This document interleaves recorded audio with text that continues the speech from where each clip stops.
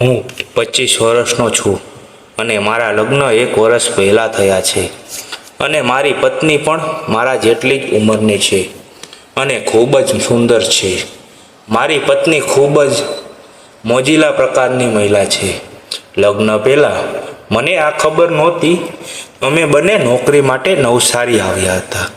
હું નોકરી કરતો હતો અને મારી પત્ની ઘરકામ કરતી હતી.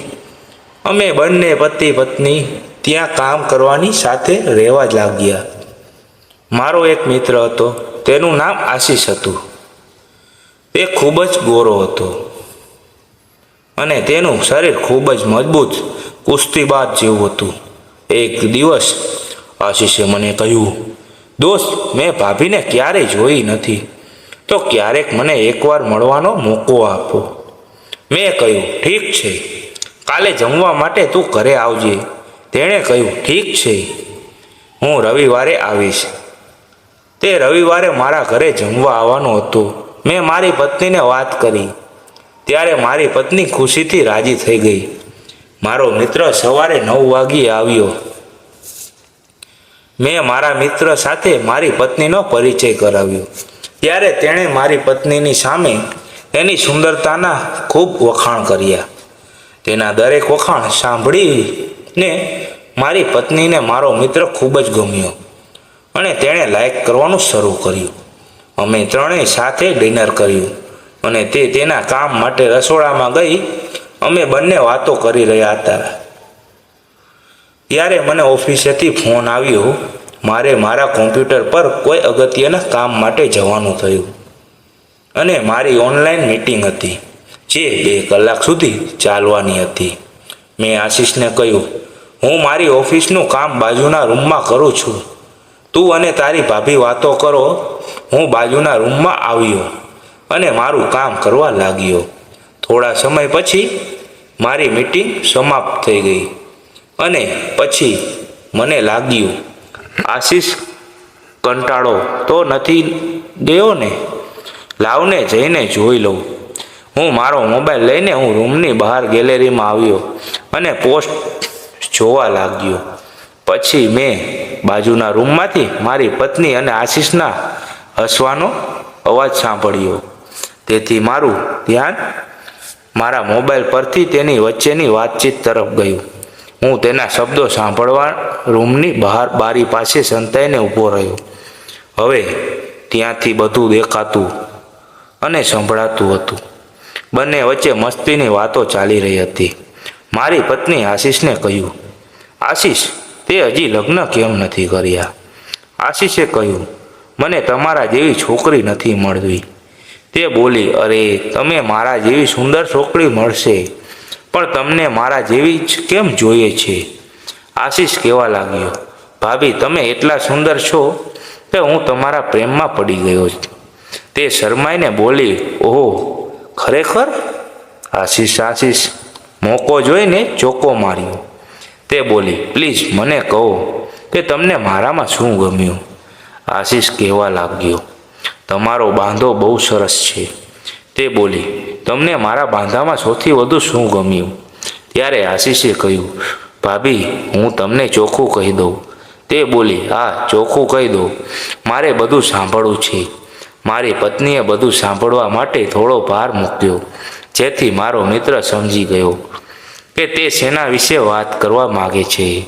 તેણે ખુલ્લેઆમ કહ્યું, ભાભીજી, તમને જોયા પછી મને રમત રમવાનું મન થાય છે.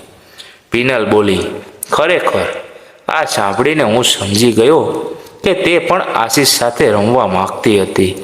આશીષે કહ્યું, હા ભાભીજી, એકવાર આવો ત્યારે. તે બોલી, એમને ખબર પડી જશે? આશીષે કહ્યું, તેને કાંઈ ખબર નહીં પડે, તું મારી પાસે આવ. તે હસવા લાગી અને બોલી, હા, તેને મીટિંગમાં 2 કલાક લાગશે.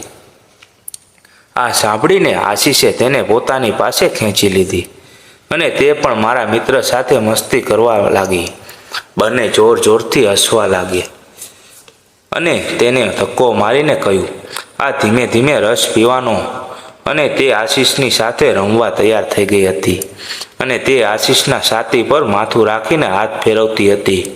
પછી આશીષે ઊભા થઈને મારી પત્નીને ધક્કો માર્યો અને તેને તૈયાર કરી દીધી. હવે તે પણ તૈયાર થઈ ગઈ હતી અને કહ્યું, આશીષ, તમે ક્રિકેટનો દાવ લ્યો અને હું કીપર બની જાઉં.